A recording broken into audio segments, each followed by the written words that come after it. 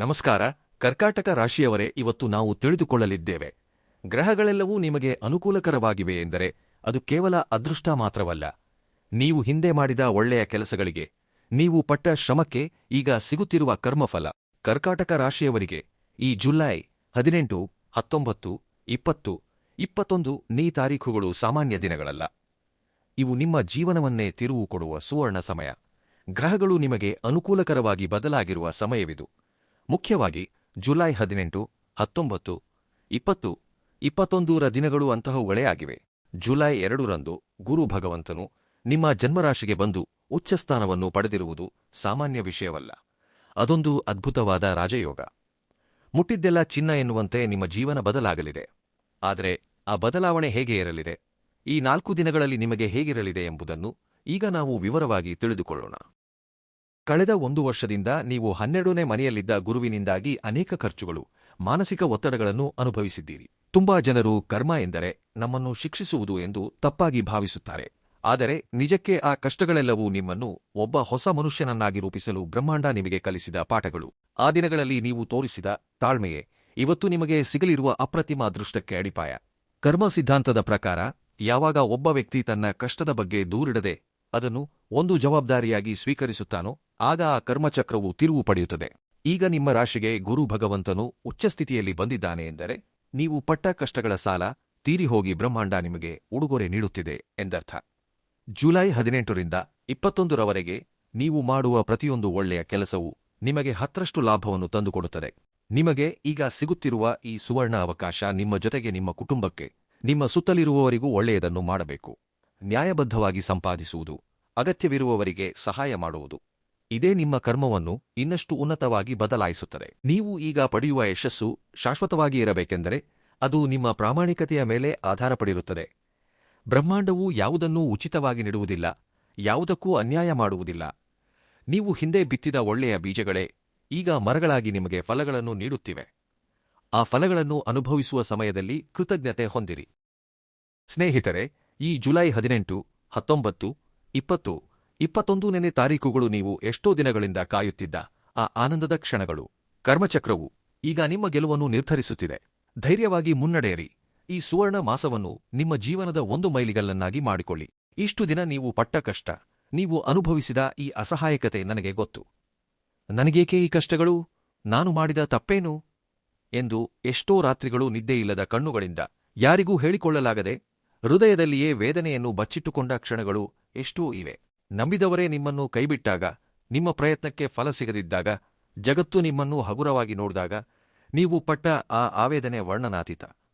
ಆದರೆ ಒಂದು ನೆನಪಿಡಿ, ಶಿಖರಗಳನ್ನು ಮುಟ್ಟಬೇಕೆಂದು ಹುಟ್ಟಿದವನು ಕಣಿವೆಯ ಕಷ್ಟಗಳಿಗೆ ಹೆದರಬಾರದು. ಅಂತಹದ್ದು ಇಷ್ಟು ದಿನ ನೀವು ಅನುಭವಿಸಿದ ಆ ಕತ್ತಲೆಯ ದಿನಗಳು, ಆ ಕಣ್ಣೀರಿನ ಹನಿಗಳೆಲ್ಲವೂ ಇವತ್ತು ನೀವು ನೋಡಲಿರುವ ಸೂರ್ಯೋದಯಕ್ಕಾಗಿ ಬ್ರಹ್ಮಾಂಡ ನಿಮಗೆ ನೀಡಿದ ತರಬೇತಿ. ನೀವು ಸೋತಿಲ್ಲ, ಕೇವಲ ಗೆಲ್ಲಲು ಸಿದ್ಧರಾಗುತ್ತಿದ್ದೀರಿ. ಈ ಜುಲೈ ತಿಂಗಳ ಈ ದಿನಗಳು ನಿಮ್ಮ ಜೀವನದಲ್ಲಿ ಒಂದು ಹೊಸ ಅಧ್ಯಾಯ. ಗುರು ಭಗವಂತನು ನಿಮ್ಮ ಲಗ್ನದಲ್ಲಿ ಉಚ್ಚಸ್ಥಿತಿಯಲ್ಲಿ ಕುಳಿತಿದ್ದಾನೆ ಎಂದರೆ ಸಾಕ್ಷಾತ್ ಆ ದೇವರೇ ನಿಮ್ಮ ಹೆಗಲ ಮೇಲೆ ಕೈಯಿಟ್ಟು ಧೈರ್ಯವಾಗಿ ಇರು, ನಿನ್ನ ಸಮಯ ಶುರುವಾಗಿದೆ ಎಂದು ಹೇಳುತ್ತಿದ್ದಾನೆ. ಇನ್ಮುಂದೆ ನಿಮ್ಮ ಕಣ್ಣೀರಿನ ಪಯಣ ಇರುವುದಿಲ್ಲ, ನಿಮ್ಮ ವಿಜಯದ ಗಾಥೆ ಇರುತ್ತದೆ. ನಿಮ್ಮ ಮೇಲೆ ನೀವು ನಂಬಿಕೆ ಇಡಿ. ಹಿಂದೆ ನೀವು ಸೋತ ಪ್ರತಿಯೊಂದು ಜಾಗದಲ್ಲೂ ಈಗ ಗೆದ್ದು ತೋರಿಸುತ್ತೀರಿ. ಬ್ರಹ್ಮಾಂಡವು ನಿಮ್ಮ ಕರ್ಮಚಕ್ರವನ್ನು ತಿರುಗಿಸಿದೆ. ಇನ್ನೂ ಇದನ್ನು ತಡೆಯುವುದು ಯಾರ ತರವೂ ಅಲ್ಲ. ಜ್ಯೋತಿಷ್ಯ ಶಾಸ್ತ್ರದಲ್ಲಿ ಗುರು ಎಂದರೆ ಸಾಕ್ಷಾತ್ ದೈವಸ್ವರೂಪ. ಅಂತಹ ಗುರು ನಿಮ್ಮ ರಾಶಿಯಲ್ಲಿ ಉಚ್ಚಸ್ಥಿತಿಯಲ್ಲಿದ್ದಾನೆ ಎಂದರೆ ನಿಮ್ಮ ಜೀವನ ಮತ್ತೆ ಹೊಸದಾಗಿ ಆರಂಭವಾಗುತ್ತಿದೆ ಎಂದು ಅರ್ಥ. ತುಂಬಾ ಕಾಲದಿಂದ ನೀವು ಏನು ಮಾಡಬೇಕೆಂದು ತಿಳಿಯದೆ ಗೊಂದಲದಲ್ಲಿದ್ದೀರಿ. ಗುರು ಉಚ್ಚಸ್ಥಿತಿಯಲ್ಲಿದ್ದಾಗ ನಿಮ್ಮ ಬುದ್ಧಿಗೆ ಅದ್ಭುತವಾದ ಸ್ಪಷ್ಟತೆ ಬರುತ್ತದೆ. ಸಮಸ್ಯೆಯನ್ನು ನೋಡಿ ಹೆದರುವುದನ್ನು ನಿಲ್ಲಿಸಿ ಆ ಸಮಸ್ಯೆಯಲ್ಲಿರುವ ಪರಿಹಾರವನ್ನು ಹುಡುಕಲು ಶುರು ಮಾಡುತ್ತೀರಿ. ಏನು ಮಾಡಬೇಕು, ಎಲ್ಲಿಗೆ ಮುನ್ನಡೆಯಬೇಕು ಎಂಬ ಪ್ರಶ್ನೆಗೆ ನಿಮ್ಮ ಅಂತರಾತ್ಮವೇ ಉತ್ತರ ನೀಡುತ್ತದೆ. ಇದು ನೀವು ಕಲಿತ ದೊಡ್ಡ ಪಾಠ. ಸಮಸ್ಯೆಗಿಂತ ಅದನ್ನು ಪರಿಹರಿಸುವ ಶಕ್ತಿ ನಿಮ್ಮಲ್ಲಿ ಹೆಚ್ಚಾಗಿದೆ ಎಂದು ನಿಮಗೆ ಅರ್ಥವಾಗುತ್ತದೆ. ಕರ್ಮ ಸಿದ್ಧಾಂತದ ಪ್ರಕಾರ ನೀವು ಹಿಂದೆ ಪಟ್ಟ ಕಷ್ಟ, ತೋರಿಸಿದ ತಾಳ್ಮೆ ಈಗ ವೃಥಾ ಹೋಗುವುದಿಲ್ಲ. ಉಚ್ಚಸ್ಥಿತಿಯಲ್ಲಿರುವ ಗುರು ನಿಮ್ಮ ಜೀವನದಲ್ಲಿ ಒಬ್ಬ ನ್ಯಾಯಾಧೀಶನಂತೆ ಕೆಲಸ ಮಾಡುತ್ತಾನೆ. ಯಾರು ಎಷ್ಟು ಕಷ್ಟಪಟ್ಟಿದ್ದಾರೋ ಅವರಿಗೆ ಅಷ್ಟೇ ಪ್ರತಿಫಲ ಸಿಗಬೇಕು ಎಂಬ ಧರ್ಮ ಈಗ ಜಾರಿಯಾಗುತ್ತದೆ. ನಿಮ್ಮ ಒಳ್ಳೆಯತನವನ್ನು ಯಾರಾದರೂ ಬಳಸಿಕೊಂಡಿದ್ದರು, ನಿಮ್ಮನ್ನು ಕೀಳಾಗಿ ನೋಡಿದ್ದರು, ಈಗ ಅವರೇ ನಿಮ್ಮ ಬೆಳವಣಿಗೆಯನ್ನು ನೋಡಿ ಆಶ್ಚರ್ಯಪಡುವಂತೆ ಬ್ರಹ್ಮಾಂಡ ನ್ಯಾಯ ಒದಗಿಸುತ್ತದೆ. ಗುರು ಉನ್ನತ ಸ್ಥಿತಿಯಲ್ಲಿದ್ದಾಗ ನಿಮ್ಮ ವ್ಯಕ್ತಿತ್ವ ಬದಲಾಗುತ್ತದೆ. ನಿಮ್ಮ ಮಾತುಗಳಲ್ಲಿ ಒಂದು ರೀತಿಯ ಗಾಂಭೀರ್ಯ ಮತ್ತು ಜ್ಞಾನ ಬರುತ್ತವೆ. ಜನರು ನಿಮ್ಮನ್ನು ಗೌರವಿಸಲು ಶುರು ಮಾಡುತ್ತಾರೆ. ಅಹಂಕಾರವಲ್ಲದೆ ಜವಾಬ್ದಾರಿಯುತ ಅಧಿಕಾರ ನಿಮಗೆ ಸಿಗುತ್ತದೆ. ನೀವು ಮಾಡುವ ಪ್ರತಿಯೊಂದು ಕೆಲಸವೂ 10 ಜನರಿಗೆ ಒಳ್ಳೆಯದನ್ನು ಮಾಡುವಂತೆ ಇರುತ್ತದೆ.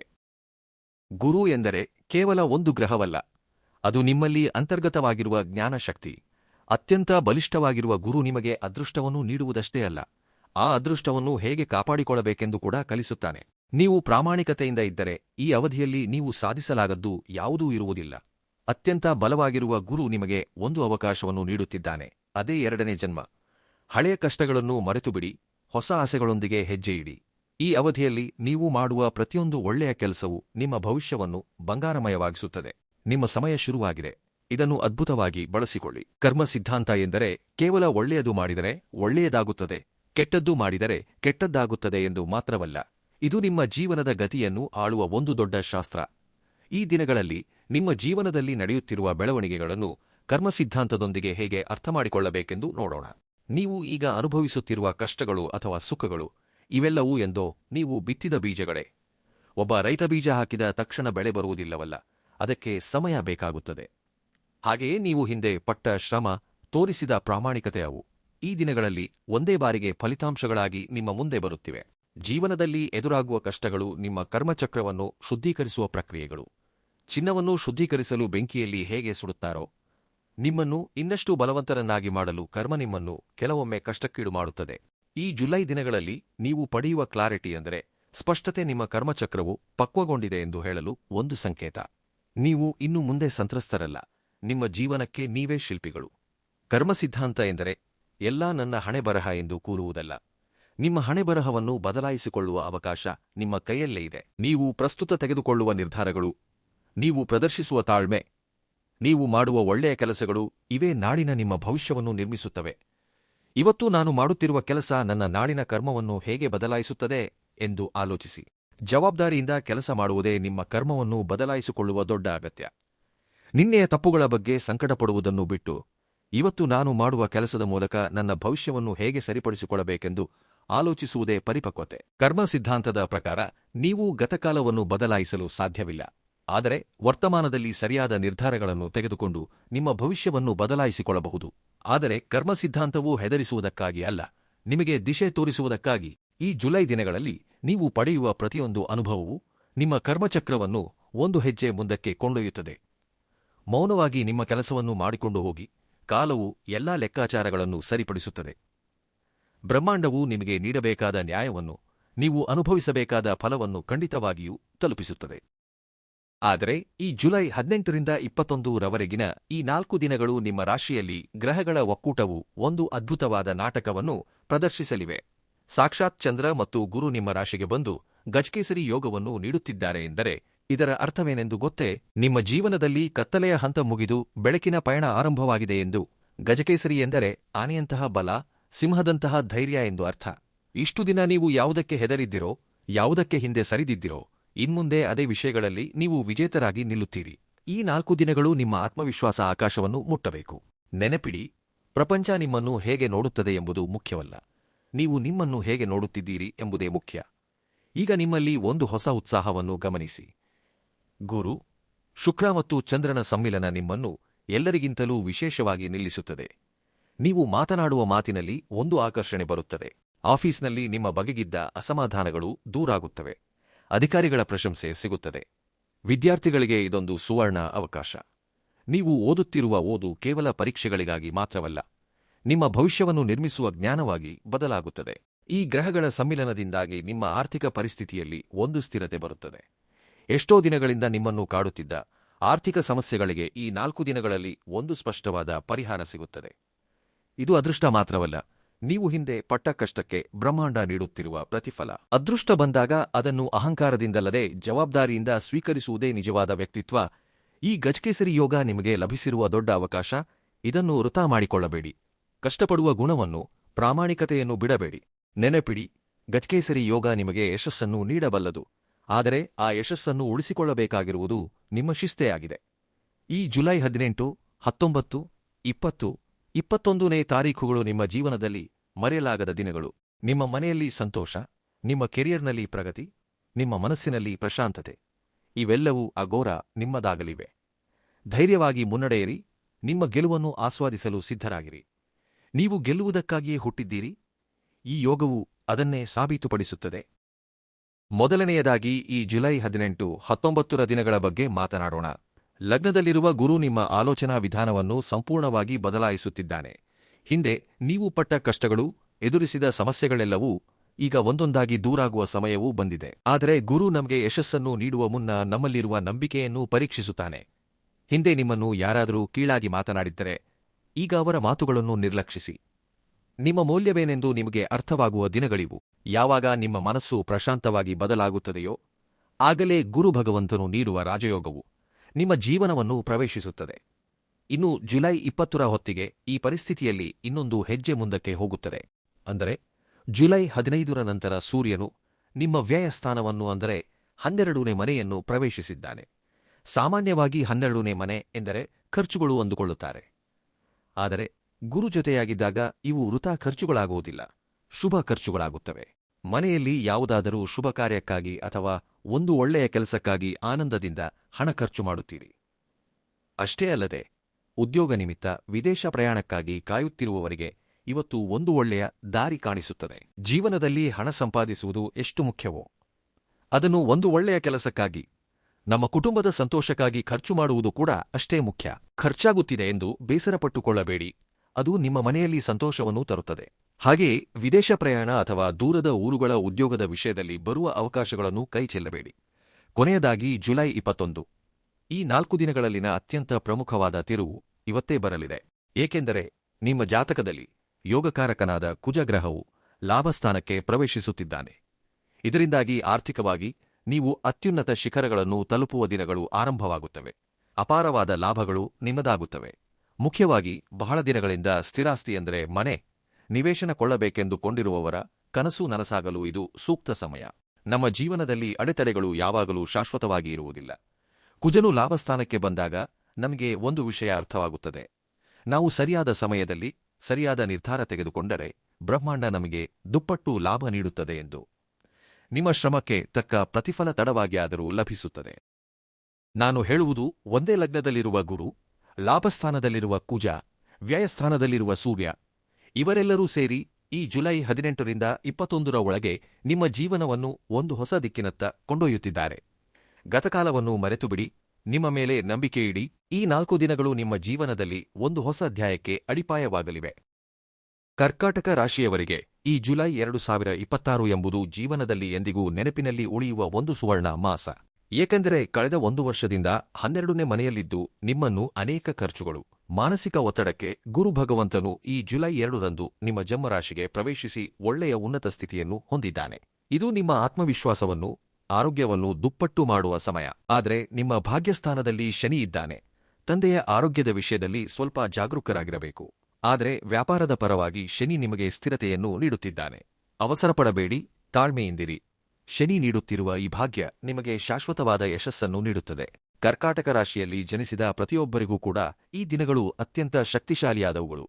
ಕೆರಿಯರ್ ಅಂದರೆ ವೃತ್ತಿ ಬದುಕು ಮತ್ತು ವ್ಯಾಪಾರದಲ್ಲಿ ನಿಮ್ಮ ಪಯಣ ಈಗ ಒಂದು ಉನ್ನತ ಹಂತವನ್ನು ತಲುಪುತ್ತದೆ. ಜುಲೈ 21ರವರೆಗೆ ಕುಜನು 10ನೇ ಮನೆಯಲ್ಲಿ ಅಂದರೆ ರಾಜಸ್ಥಾನದ ದಿಗ್ಬಲದಲ್ಲಿದ್ದಾನೆ. ಅಂದರೆ ಈ 4 ದಿನಗಳು ಕೂಡ ನೀವು ಯಾವ ಕೆಲಸ ಆರಂಭಿಸಿದರೂ ಅದು ಯಶಸ್ವಿಯಾಗಲೇಬೇಕು. ಆಫೀಸ್ನಲ್ಲಿ ನಿಮ್ಮ ಬಗೆಗಿನ ಗೌರವ ಹೆಚ್ಚಾಗುತ್ತದೆ. ನೀವು ತೆಗೆದುಕೊಳ್ಳುವ ಪ್ರತಿಯೊಂದು ನಿರ್ಧಾರವು ಸಂಸ್ಥೆಗೆ ಲಾಭ ತರುತ್ತದೆ. 21ನೇ ತಾರೀಖಿನ ನಂತರ ಪ್ರಮೋಷನ್ ಅಂದರೆ ಬಡ್ತಿ ಅಥವಾ ಅಂದುಕೊಂಡ ವರ್ಗಾವಣೆ ಖಂಡಿತವಾಗಿಯೂ ನಡೆಯುತ್ತದೆ. ನೀವು ಪಟ್ಟ ಕಷ್ಟಕ್ಕೆ ತಕ್ಕ ಗುರುತು ಸಿಗುವ ಸಮಯವೂ ಇದೇ ಆಗಿದೆ. ವ್ಯಾಪಾರಿಗಳಿಗೆ ಇದೊಂದು ಗೋಲ್ಡನ್ ಪೀರಿಯಡ್ ಅಂದರೆ ಚಿನ್ನದ ಸಮಯ. ಲಗ್ನದಲ್ಲಿರುವ ಗುರು ನೇರವಾಗಿ ನಿಮ್ಮ ವ್ಯಾಪಾರ ಸ್ಥಾನವನ್ನು ನೋಡುತ್ತಿದ್ದಾನೆ. ಇದರಿಂದಾಗಿ ಪಾಲುದಾರಿಕೆ ವ್ಯಾಪಾರದಲ್ಲಿದ್ದ ಭಿನ್ನಾಭಿಪ್ರಾಯಗಳು ಮಂಜಿನಂತೆ ಕರಗಿ ಹೋಗುತ್ತವೆ. ಜುಲೈ 18ರ ನಂತರ ಶುಕ್ರನ ಪ್ರಭಾವದಿಂದಾಗಿ ಮುಖ್ಯವಾಗಿ ಕಲೆ, ಎಂಟರ್ಟೈನ್ಮೆಂಟ್ ಅಂದರೆ ಮನರಂಜನೆ, ಬ್ಯೂಟಿ ಮತ್ತು ರೆಸ್ಟೋರೆಂಟ್ ವ್ಯಾಪಾರ ಮಾಡುವವರಿಗೆ ಇದು ಹಬ್ಬದಂತಹ ಸಮಯ. ನಿಮ್ಮ ಬ್ರ್ಯಾಂಡ್ ಇಮೇಜ್ 10ರಷ್ಟಾಗುತ್ತದೆ. ಗ್ರಾಹಕರ ಹರಿವು ಹೆಚ್ಚಾಗುತ್ತದೆ. ಹೊಸ ಹೂಡಿಕೆಗಳನ್ನು ಮಾಡಲು ಇದೊಂದು ಅದ್ಭುತ ಸಮಯ. ಅವಕಾಶ ಬಂದಾಗ ಸಿದ್ಧವಾಗಿರುವುದೇ ನಿಜವಾದ ವಿಜೇತನ ಲಕ್ಷಣ. ಗುರು ಮತ್ತು ಕುಜ ನಿಮಗೆ ನೀಡುತ್ತಿರುವ ಈ ಅವಕಾಶಗಳು ಕೇವಲ ಹಣ ಸಂಪಾದಿಸುವುದಕ್ಕಷ್ಟೇ ಅಲ್ಲ, ನಿಮ್ಮ ಸಾಮರ್ಥ್ಯವನ್ನು ನೀವು ಸಾಬೀತುಪಡಿಸಿಕೊಳ್ಳಲು. ಇಷ್ಟು ದಿನ ನನ್ನಿಂದ ಸಾಧ್ಯವೇ ಎಂದು ನೀವು ಅಂದುಕೊಂಡ ಪ್ರತಿಯೊಂದು ಸಂಶಯಕ್ಕೂ ಈಗ ಸಿಗುತ್ತಿರುವ ಯಶಸ್ಸುಗಳೇ ಉತ್ತರ ನೀಡುತ್ತವೆ. ಯಶಸ್ಸು ಯಾವಾಗಲೂ ಸಿದ್ಧವಾಗಿರುವವನನ್ನೇ ಹುಡುಕಿಕೊಂಡು ಬರುತ್ತದೆ. ನೀವು ಈಗ ಅದಕ್ಕೆ ಸಿದ್ಧರಾಗಿದ್ದೀರಿ. ಈ ಜುಲೈ 18ರಿಂದ 21ರವರೆಗೆ ನೀವು ಮಾಡುವ ಪ್ರತಿಯೊಂದು ಕೆಲಸವೂ ನಿಮ್ಮ ಭವಿಷ್ಯಕ್ಕೆ ಅಡಿಪಾಯವಾಗುತ್ತದೆ. ಭಯಬೇಡ, ಹೆದರಿ ಹಿಂದೆ ಸರಿಯುವುದೂ ಬೇಡ. ನಿಮ್ಮ ವೃತ್ತಿಯಲ್ಲಿ ನೀವು ರಾಜನಂತೆ ಹೊಳೆಯುತ್ತೀರಿ. ನಿಮ್ಮ ವ್ಯಾಪಾರದಲ್ಲಿ ಅಪಾರವಾದ ಲಾಭವನ್ನು ನೋಡುತ್ತೀರಿ. ನಿಮ್ಮ ಮೇಲೆ ನಂಬಿಕೆ ಇಡಿ. ನಿಮ್ಮ ಕಷ್ಟಕ್ಕೆ ಈಗ ತಕ್ಕ ಪ್ರತಿಫಲ ಸಿಗುತ್ತದೆ. ಆದರೆ ಕರ್ಕಾಟಕ ರಾಶಿಯ ಜಾತಕದವರಿಗೆ ಈ ಜುಲೈ ತಾರೀಖುಗಳಲ್ಲಿ ಒಂದು ಆರ್ಥಿಕ ತಿರುವು ಸಿಗಲಿದೆ. ಧನಪ್ರವಾಹ ಹೇಗಿರಲಿದೆ, ಈ ಹಣವನ್ನು ನಾವು ಹೇಗೆ ಅರ್ಥಮಾಡಿಕೊಳ್ಳಬೇಕು ಎಂಬುದನ್ನು ಈಗ ವಿವರವಾಗಿ ತಿಳಿದುಕೊಳ್ಳೋಣ. ಜುಲೈ 21ರಂದು ಕುಜನು ನಿಮ್ಮ ಲಾಭಸ್ಥಾನಕ್ಕೆ ಪ್ರವೇಶಿಸುತ್ತಿದ್ದಾನೆ. ಅಂದರೆ ಎಷ್ಟೋ ದಿನಗಳಿಂದ ನೀವು ಕಾಯುತ್ತಿದ್ದ ರಿಯಲ್ ಎಸ್ಟೇಟ್ ಲಾಭಗಳಿರಬಹುದು, ಅಥವಾ ನೀವು ಮಾಡಿದ ಹಳೆಯ ಹೂಡಿಕೆಗಳಿಂದ ಭಾರೀ ಪ್ರಮಾಣದ ಆದಾಯ ಬರಬಹುದು. ಎಲ್ಲವೂ ಈ 4 ದಿನಗಳಲ್ಲಿ ಒಂದು ಹಂತಕ್ಕೆ ಬರುತ್ತವೆ. ಶೇರ್ ಮಾರ್ಕೆಟ್ ಅಥವಾ ಪ್ರಾಪರ್ಟಿ ವ್ಯವಹಾರಗಳಲ್ಲಿ ಇರುವವರಿಗೆ ಇದು ನಿಜಕ್ಕೂ ಹಬ್ಬದಂತಹ ಸಮಯ. ಹಣ ನಿಮ್ಮನ್ನು ಹುಡುಕಿಕೊಂಡು ಬರುತ್ತದೆ. ನಿಮ್ಮ ಆರ್ಥಿಕ ಸ್ಥಿತಿ ಒಂದು ಮೆಟ್ಟಿಲು ಮೇಲೇರಲಿದೆ. ಸೂರ್ಯನು ವ್ಯಯಸ್ಥಾನದಲ್ಲಿ ಇರುವುದರಿಂದ ನಿಮ್ಮ ಬಳಿ ಬಂದ ಹಣ ಕೈಯಲ್ಲಿ ಉಳಿಯದೆ ಹೊರಗೆ ಹೋಗುತ್ತಿರುವಂತೆ ಅನಿಸಬಹುದು. ಆದರೆ ಇಲ್ಲೇ ನೀವು ಗಮನಿಸಬೇಕು, ಆ ಖರ್ಚು ಯಾವುದಕ್ಕಾಗಿ? ಕುಟುಂಬದಲ್ಲಿ ನಡೆಯಲಿರುವ ಒಂದು ಅದ್ಭುತವಾದ ಶುಭ ಕಾರ್ಯಕ್ಕಾಗಿ ಅಥವಾ ನಿಮ್ಮ ಮನಃಶಾಂತಿಯನ್ನು ಹೆಚ್ಚಿಸುವ ತೀರ್ಥಯಾತ್ರೆಗಳಿಗಾಗಿ ನೀವು ಖರ್ಚು ಮಾಡುತ್ತಿದ್ದೀರಿ. ಹಣವನ್ನು ಬಚ್ಚಿಡುವುದಕ್ಕಿಂತ ಅದನ್ನು ಯಾವುದಕ್ಕಾಗಿ ಖರ್ಚು ಮಾಡುತ್ತಿದ್ದೇವೆ ಎಂಬುದು ಬಹಳ ಮುಖ್ಯ.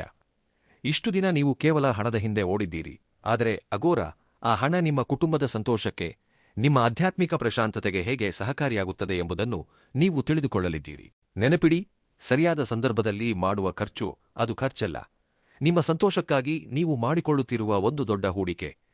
ಆದರೆ ಈ 4 ದಿನಗಳಲ್ಲಿ ಹಣ ಬರುತ್ತದೆ ಮತ್ತು ಖರ್ಚಾಗುತ್ತದೆ. ಆದರೆ ಪ್ರತಿಯೊಂದು ರೂಪಾಯಿಯೂ ಒಂದು ಒಳ್ಳೆಯ ಕೆಲಸಕ್ಕಾಗಿ ಅಥವಾ ನಿಮ್ಮ ಸಂತೋಷಕ್ಕಾಗಿಯೇ ಖರ್ಚಾಗುತ್ತದೆ ಎಂದು ನಂಬಿ. ಯಾವುದೇ ತೊಂದರೆ ಪಡಬೇಡಿ. ನಿಮ್ಮ ಆರ್ಥಿಕ ಸ್ಥಿತಿ ಬಲಗೊಳ್ಳುತ್ತದೆ. ನಿಮ್ಮ ಮನಸ್ಸಿನಲ್ಲಿ ಸಂತೋಷ ಹೆಚ್ಚಾಗುತ್ತದೆ. ಪ್ರಶಾಂತವಾಗಿ, ಆನಂದವಾಗಿ ಈ ದಿನಗಳನ್ನು ಆಸ್ವಾದಿಸಿ. ಕೆಲವು ದಿನಗಳಿಂದ ನೀವು ಪಟ್ಟ ಅನಾರೋಗ್ಯದ ಬಾಧೆಗಳು, ಆ ಕಣ್ಣಿಗೆ ಕಾಣದ ಒತ್ತಡ, ಇವೆಲ್ಲದಕ್ಕೂ ಕೂಡ ಈ 4 ದಿನಗಳಲ್ಲಿ ಒಂದು ಆತ್ಯಂತಿಕ ಪರಿಹಾರ ಸಿಗಲಿದೆ. ನಿಮ್ಮ ಲಗ್ನದಲ್ಲಿರುವ ಗುರು ಸಾಕ್ಷಾತ್ ಸಂಜೀವಿನಿಯಂತೆ ಕೆಲಸ ಮಾಡಲಿದ್ದಾನೆ. ನಿಮ್ಮ ರೋಗನಿರೋಧಕ ಶಕ್ತಿ ಅದ್ಭುತವಾಗಿ ಹೆಚ್ಚಾಗುತ್ತದೆ. ಕನ್ನಡಿಯಲ್ಲಿ ನಿಮ್ಮನ್ನು ನೀವು ನೋಡಿಕೊಳ್ಳಿ. ನಿಮ್ಮ ಮುಖದಲ್ಲಿ ಒಂದು ತಿಳಿಯದ ತೇಜಸ್ಸು ಕಾಣಿಸುತ್ತದೆ. ಇದು ಕೇವಲ ಆರೋಗ್ಯದಿಂದ ಬರುವ ಹೊಳಪು ಮಾತ್ರವಲ್ಲ, ಅದು ನಿಮ್ಮ ಒಳಗಿರುವ ಹೊಸ ಆತ್ಮವಿಶ್ವಾಸ. ಈ ಜುಲೈ 15ರ ನಂತರ ಸೂರ್ಯನು ವ್ಯಯಸ್ಥಾನದಲ್ಲಿ ಇರುವುದರಿಂದ ಪ್ರಯಾಣದ ಕಾರಣದಿಂದಾಗಿ ಸ್ವಲ್ಪ ನಿದ್ದೆಯಿಲ್ಲದಿರುವುದು ಅಥವಾ ಕಣ್ಣಿಗೆ ಸಂಬಂಧಿಸಿದ ಸಣ್ಣಪುಟ್ಟ ತೊಂದರೆಗಳು ಬರಬಹುದು. ಆದರೆ ಹೆದರಬೇಡಿ, ಇದು ಕೇವಲ ಸಣ್ಣಪುಟ್ಟ ಆಯಾಸ ಮಾತ್ರ. ಇದನ್ನು ಜಯಿಸಲು ಯೋಗ ಅಥವಾ ಧ್ಯಾನ ಮಾಡಿ. ನಿಮ್ಮ ಮನಸ್ಸು ಎಷ್ಟು ಪ್ರಶಾಂತವಾಗಿರುತ್ತದೆಯೋ ನಿಮ್ಮ ಶರೀರ ಅಷ್ಟೇ ಆರೋಗ್ಯವಾಗಿರುತ್ತದೆ. ಆರೋಗ್ಯ ಎಂದರೆ ಕೇವಲ ರೋಗವಿಲ್ಲದಿರುವುದು ಮಾತ್ರವಲ್ಲ, ಮನಸ್ಸಿನಲ್ಲಿ ಆತಂಕಗಳಿಲ್ಲದಿರುವುದು. ಇಷ್ಟು ದಿನ ನೀವು ಅನಾರೋಗ್ಯದಿಂದ ಪಟ್ಟ ಕಷ್ಟವನ್ನು ಶಿಕ್ಷೆಯಂತೆ ಭಾವಿಸಿದ್ದೀರಿ. ಆದರೆ ಅಗೋರ ಗ್ರಹಗಳು ನಿಮಗೆ ಕಲಿಸುತ್ತಿರುವ ಪಾಠವೇನೆಂದರೆ, ನಿಮ್ಮ ಶರೀರ ಒಂದು ದೇವಾಲಯ. ಅದನ್ನು ನೀವು ಎಷ್ಟು ಜಾಗರೂಕತೆಯಿಂದ ನೋಡಿಕೊಳ್ಳುತ್ತೀರೋ ಆ ಗುರುವಿನ ಆಶೀರ್ವಾದ ಅಷ್ಟೇ ಹೆಚ್ಚಾಗಿ ನಿಮಗೆ ಸಿಗುತ್ತದೆ. ಈ 4 ದಿನಗಳು ನಿಮ್ಮ ಮೇಲೆ ನೀವು ಪ್ರೀತಿಯನ್ನು ತೋರಿಸಿ, ಒಳ್ಳೆಯ ಆಹಾರ ತೆಗೆದುಕೊಳ್ಳಿ, ಪ್ರಶಾಂತವಾಗಿ ನಿದ್ದೆ ಮಾಡಿ. ಈ ಜುಲೈ 18ರಿಂದ 21ರವರೆಗೆ ನಿಮ್ಮ ಆರೋಗ್ಯ ನಿಮ್ಮ ಕೈಯಲ್ಲೇ ಇದೆ. ಈ ದಿನಗಳು ನಿಮ್ಮಲ್ಲಿನ ಆ ಶಕ್ತಿಯನ್ನು ಮತ್ತೆ ನಿಮಗೆ ನೀಡುತ್ತಿವೆ. ನಿಮ್ಮ ಶರೀರ ನಿಮಗೆ ಸಹಕರಿಸುತ್ತದೆ, ನಿಮ್ಮ ಮನಸ್ಸು ನಿಮಗೆ ಜೊತೆಯಾಗುತ್ತದೆ. ಇನ್ಮುಂದೆ ನೀವು ಅಶಕ್ತರಲ್ಲ, ಅದ್ಭುತವಾದ ಶಕ್ತಿವಂತರು. ನಿಮ್ಮ ಆರೋಗ್ಯವನ್ನು ಸಂಭ್ರಮಿಸಿ, ಏಕೆಂದರೆ ಆರೋಗ್ಯವೇ ಭಾಗ್ಯ ಎಂಬ ಸತ್ಯವನ್ನು ಈ ತಿಂಗಳು ನೀವು ನಿಜ ಮಾಡಿ ತೋರಿಸುತ್ತೀರಿ. ಜೀವನದಲ್ಲಿ ಎಷ್ಟು ಸಂಪಾದಿಸಿದರೂ, ಎಷ್ಟೇ ಯಶಸ್ಸು ಗಳಿಸಿದರೂ ದಿನದ ಕೊನೆಯಲ್ಲಿ ನಾವು ಬಯಸುವುದು ನಮ್ಮವರ ಪ್ರೀತಿಯನ್ನು.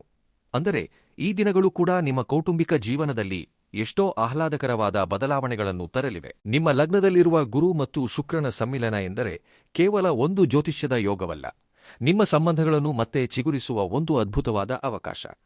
ನಿಮ್ಮ ಮಾತುಗಳಲ್ಲಿ ಒಂದು ಮಾಧುರ್ಯ ಬರುತ್ತದೆ. ಇಷ್ಟು ದಿನ ಗಲಾಟೆಗಳಿಂದ ಅಥವಾ ಅಸಮಾಧಾನಗಳಿಂದ ದೂರಾದವರು ಈಗ ನಿಮಗೆ ಹತ್ತಿರವಾಗಲು ಪ್ರಯತ್ನಿಸುತ್ತಾರೆ. ಮುಖ್ಯವಾಗಿ ನಿಮ್ಮ ಸಂಗಾತಿಗೆ ಮತ್ತು ನಿಮಗೆ ನಡುವಿರುವ ಅನುಬಂಧ ಇನ್ನಷ್ಟು ಗಟ್ಟಿಯಾಗುತ್ತದೆ. ವಿವಾಹಕ್ಕಾಗಿ ಕಾಯುತ್ತಿರುವವರಿಗೆ ಗುರು ಭಗವಂತನ ದೃಷ್ಟಿ ಈ 4 ದಿನಗಳಲ್ಲಿ ಎಷ್ಟೋ ಸಾನುಕೂಲವಾದ ಸಂಬಂಧಗಳನ್ನು ತಂದುಕೊಡುತ್ತದೆ. ಸಂತಾನಕ್ಕಾಗಿ ಎಷ್ಟೋ ವರ್ಷಗಳಿಂದ ಕಾಯುತ್ತಿರುವ ದಂಪತಿಗಳಿಗೆ ಈ ಸಮಯ ಒಂದು ವರಪ್ರಸಾದ. ಮನೆಯಲ್ಲಿ ಆಧ್ಯಾತ್ಮಿಕ ವಾತಾವರಣ, ಶುಭ ಕಾರ್ಯಗಳ ಗಡಿಬಿಡಿ ಇವೆಲ್ಲವೂ ನಿಮ್ಮ ಜೀವನಕ್ಕೆ ಒಂದು ಹೊಸ ಬೆಳಕನ್ನು ತುಂಬುತ್ತವೆ. ವಿದ್ಯಾಕಾರಕನಾದ ಗುರು ಲಗ್ನದಲ್ಲಿ ಉಚ್ಚ ಸ್ಥಿತಿಯಲ್ಲಿದ್ದಾನೆ ಎಂದರೆ ಸಾಕ್ಷಾತ್ ಸರಸ್ವತಿ ದೇವಿಯೇ ನಿಮ್ಮ ಜೊತೆಗಿದ್ದಾಳೆ ಎಂದರ್ಥ. ನಿಮ್ಮ ಜ್ಞಾಪಕ ಶಕ್ತಿ, ಏಕಾಗ್ರತೆ ಸಾಮಾನ್ಯ ಮಟ್ಟಕ್ಕಿಂತ ಎಷ್ಟೋ ಪಟ್ಟು ಹೆಚ್ಚಾಗುತ್ತವೆ. ನೀವು ಕಷ್ಟಪಟ್ಟು ಓದುವ ಪ್ರತಿಯೊಂದು ವಿಷಯವೂ ಅಗೋರ ನಿಮಗೆ ಸುಲಭವಾಗಿ ಅರ್ಥವಾಗುತ್ತದೆ. ಇದು ಕೇವಲ ಓದುವುದಲ್ಲ, ವಿಷಯಗಳನ್ನು ಆಳವಾಗಿ ಗ್ರಹಿಸುವುದು. ಆದರೆ ಬುಧನು ಕೂಡ ಲಗ್ನಕ್ಕೆ ಪ್ರವೇಶಿಸುತ್ತಿರುವುದರಿಂದ ಈ ದಿನಗಳಲ್ಲಿ ನೀವು ಮಾಡುವ ಪ್ರಯತ್ನ ನಿಮ್ಮಲ್ಲಿ ಒಂದು ಹೊಸ ಮೇಧಾವಿತನವನ್ನು ಹೆಚ್ಚಿಸುತ್ತದೆ. ನೀವು ಬರೆಯುವ ಪ್ರತಿಯೊಂದು ಸ್ಪರ್ಧಾತ್ಮಕ ಪರೀಕ್ಷೆಯಲ್ಲಿ, ಅಂದರೆ ಕಾಂಪಿಟೇಟಿವ್ ಎಕ್ಸಾಮ್ನಲ್ಲಿ ಅತ್ಯುತ್ತಮ ರ್ಯಾಂಕ್ ಪಡೆಯುವಂತೆ ನಿಮ್ಮ ಬುದ್ಧಿಯನ್ನು ಇದು ಚುರುಕುಗೊಳಿಸುತ್ತದೆ. ಉನ್ನತ ಶಿಕ್ಷಣಕ್ಕಾಗಿ ವಿದೇಶಕ್ಕೆ ಹೋಗಬೇಕೆಂದಿರುವ ವಿದ್ಯಾರ್ಥಿಗಳಿಗೆ ಇಷ್ಟು ದಿನ ಇದ್ದ ಅಡೆತಡೆಗಳೆಲ್ಲವೂ ದೂರಾಗುತ್ತವೆ. ನಿಮ್ಮ ಅಪ್ಲಿಕೇಶನ್ಗಳಿರಬಹುದು, ವೀಸಾ ಪ್ರಯತ್ನಗಳಿರಬಹುದು. ಈ 4 ದಿನಗಳಲ್ಲಿ ನೀವು ಇಡುವ ಪ್ರತಿಯೊಂದು ಹೆಜ್ಜೆಯೂ ಒಂದು ಧನಾತ್ಮಕ ಫಲಿತಾಂಶವನ್ನೇ ನೀಡುತ್ತದೆ. ಗ್ರಹಗಳು ನಮಗೆ ಅವಕಾಶಗಳನ್ನು ನೀಡುತ್ತವೆ, ಆದರೆ ಆ ಅವಕಾಶಗಳನ್ನು ಉಳಿಸಿಕೊಳ್ಳಬೇಕಾಗಿರುವುದು ನಮ್ಮ ಶಿಸ್ತಿನಿಂದಲೇ.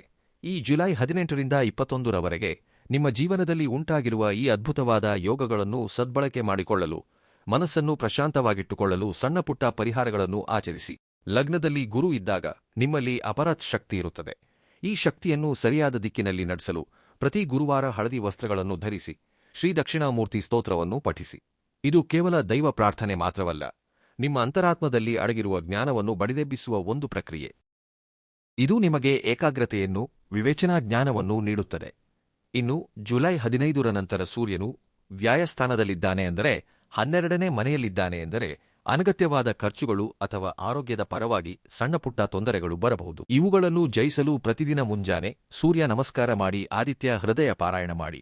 ಸೂರ್ಯನು ನಮಗೆ ನೀಡುವುದು ಕೇವಲ ಬೆಳಕನ್ನು ಮಾತ್ರವಲ್ಲ, ಕಷ್ಟಗಳನ್ನು ಎದುರಿಸುವ ಆತ್ಮಶಕ್ತಿಯನ್ನೂ ಕೂಡ. ಇದು ನಿಮ್ಮ ಅನಗತ್ಯವಾದ ಖರ್ಚುಗಳನ್ನು ಕಡಿಮೆ ಮಾಡಿ ನಿಮ್ಮ ಖರ್ಚನ್ನು ಸದ್ಬಳಕೆಯಾಗುವಂತೆ ಮಾಡುತ್ತದೆ. ನಿಮ್ಮ ರಾಷ್ಟ್ರಾಧಿಪತಿ ಚಂದ್ರನು ಮನಸ್ಕಾರಕನಾಗಿದ್ದು, ಇಷ್ಟೊಂದು ಯಶಸ್ಸುಗಳು ಸಿಗುತ್ತಿರುವಾಗ ನಮ್ಮಲ್ಲಿ ಅಹಂಕಾರ ಬರುವುದು ಸಹಜ. ಇದನ್ನು ತಡೆಗಟ್ಟಲು ಪ್ರತಿ ಸೋಮವಾರ ಶಿವಾಲಯದಲ್ಲಿ ಹಾಲು ಅಥವಾ ಜಲದಿಂದ ಅಭಿಷೇಕ ಮಾಡಿಸಿ. ಶಿವನ ಮುಂದೆ ತಲೆಬಾಗಿಸುವುದು ಎಂದರೆ ನಿಮ್ಮ ಅಹಂಕಾರವನ್ನು ಬಿಟ್ಟುಬಿಡುವುದೇ.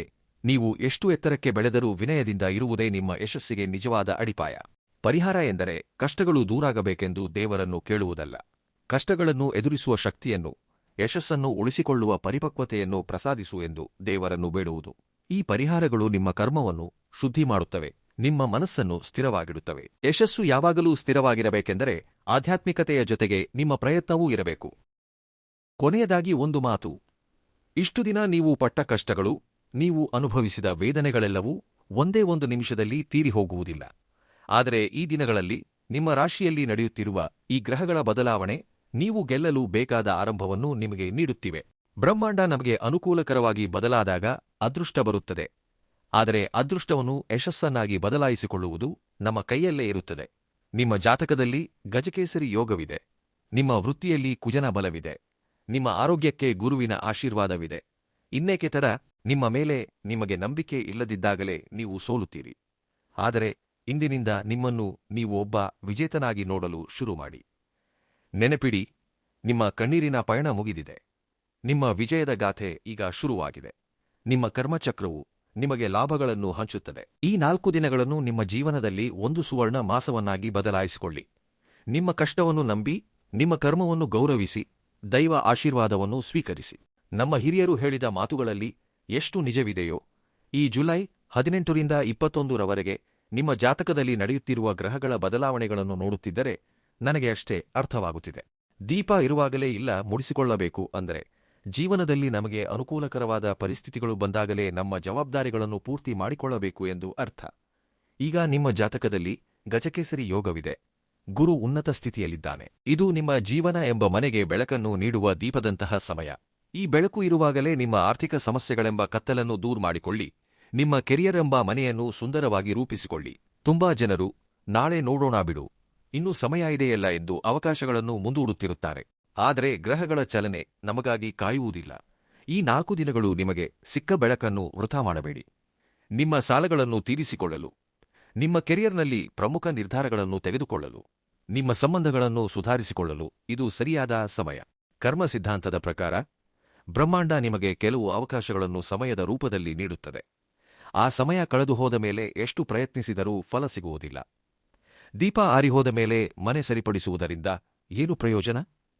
ಆದ್ದರಿಂದ ಈ 4 ದಿನಗಳು ನಿಮ್ಮ ಕಷ್ಟಕ್ಕೆ ಫಲ ಸಿಗುವ ದಿನಗಳು. ನೀವು ಎಷ್ಟು ಕಷ್ಟಪಡುತ್ತೀರೋ ಅಷ್ಟು ಹೆಚ್ಚಿನ ಫಲ ಘೋರ ನಿಮಗೆ ಸಿಗಲಿದೆ.